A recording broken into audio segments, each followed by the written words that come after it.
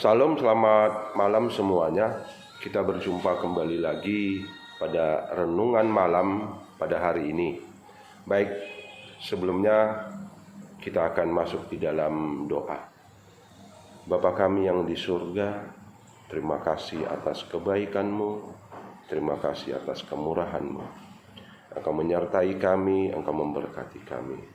Kami kuat, kami sehat, karena Engkau Tuhan yang menyertai kami, yang memberkati kami, memberi kami perlindungan.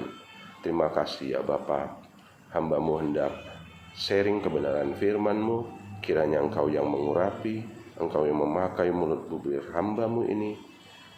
Terima kasih ya Bapa Roh Kudus. Haleluya, haleluya, amin. Baik, renungan malam hari ini akan terambil dari Roma 8 ayat 5-10. Mari kita baca bersama. Judul perikopnya adalah Hidup oleh Roh. Roma 8 ayat 5. Sebab mereka yang hidup menurut daging memikirkan hal-hal yang dari daging. Mereka yang hidup menurut roh memikirkan hal-hal yang dari roh. Ayat 6.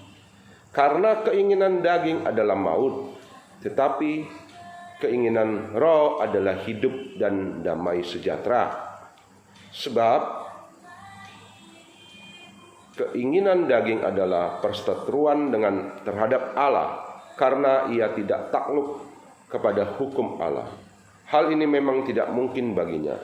Mereka yang hidup dalam daging tidak mungkin berkenan kepada Allah. Ayat 9. Tetapi kamu tidak hidup dalam daging, melainkan dalam roh. Jika memang roh Allah diam di dalam kamu, tetapi jika orang tidak memiliki roh Kristus, ia bukan milik Kristus. Tetapi jika Kristus ada di dalam kamu, maka tubuh memang mati karena dosa, tetapi roh adalah kehidupan oleh karena kebenaran. Baik, kita paham bahwa Roh Kudus itu dijanjikan Allah pada saat dia naik dan terangkat ke surga. Tuhan mengatakan bahwa akan mengirimkan Roh Kudus, yaitu roh kebenaran, roh yang membantu kita, yang menuntun kita sehingga kita dapat menjadi baik, karena kita manusia berdosa.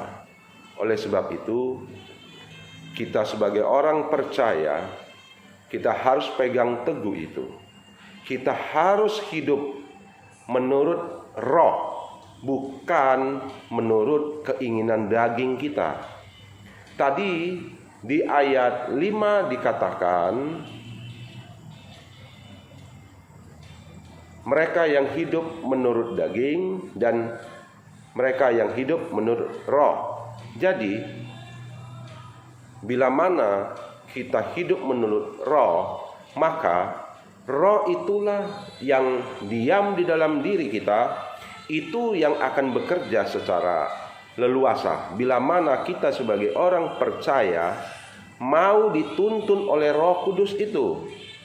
Roh Kudus itu adalah roh kebenaran. Dia kuat dan dia lemah lembut. Dia tidak kasar. Roh itu benar adanya.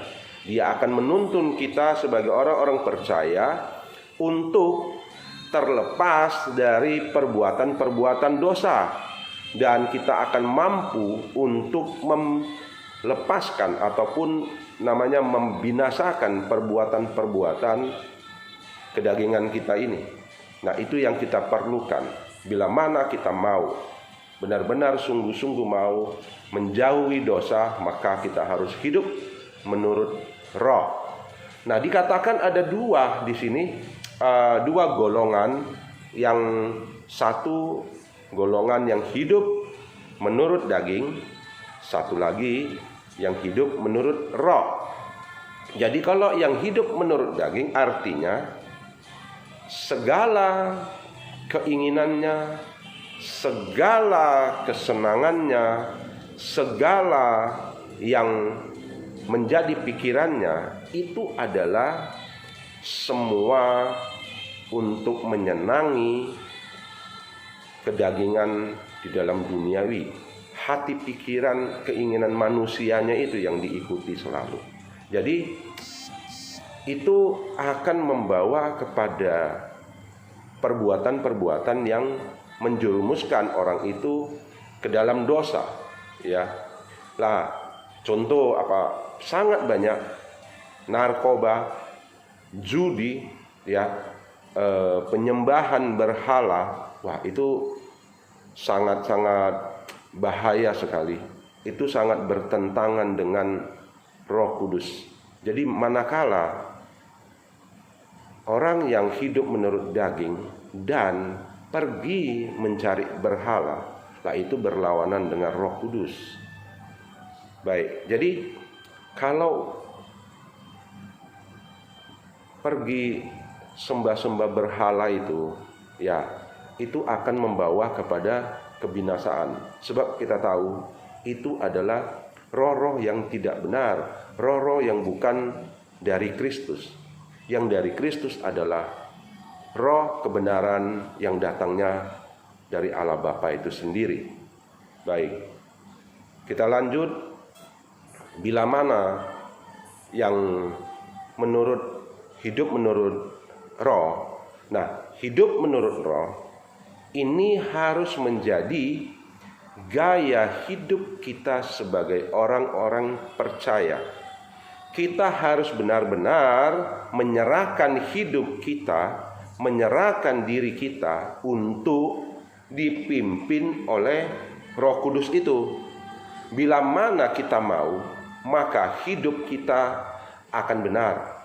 Hidup kita akan menjauh daripada perbuatan-perbuatan dosa, perbuatan-perbuatan yang menjerumuskan kita di dalam dunia ini dalam hal yang tidak benar. Jadi ini akan terjadi bagi anak-anak Allah yang mau benar-benar menyerahkan dirinya untuk dipimpin Roh Kudus.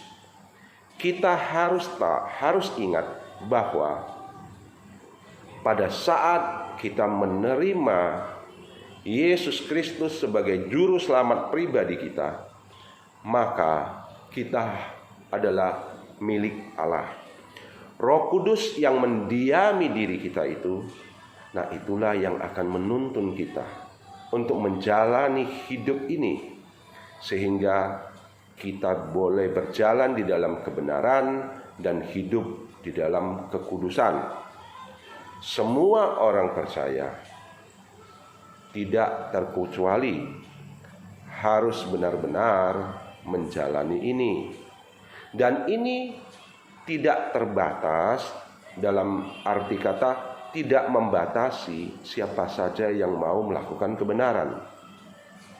Nah, lalu kita yang paling penting kita ingat, ya, Roh Kudus hidup. Roh Kudus dicurahkan adalah untuk menolong kita, menuntun kita, mengingatkan kita, membawa kita kepada hidup yang benar, yaitu hidup di dalam Kristus, hidup di dalam kekudusan. Baik, terima kasih. Jadi satu lagi, seperti yang dikatakan di Roma 12 ayat 9, jauhilah yang jahat dan lakukanlah yang baik. Terima kasih. Mari kita berdoa. Bapa, terima kasih atas anugerah-Mu.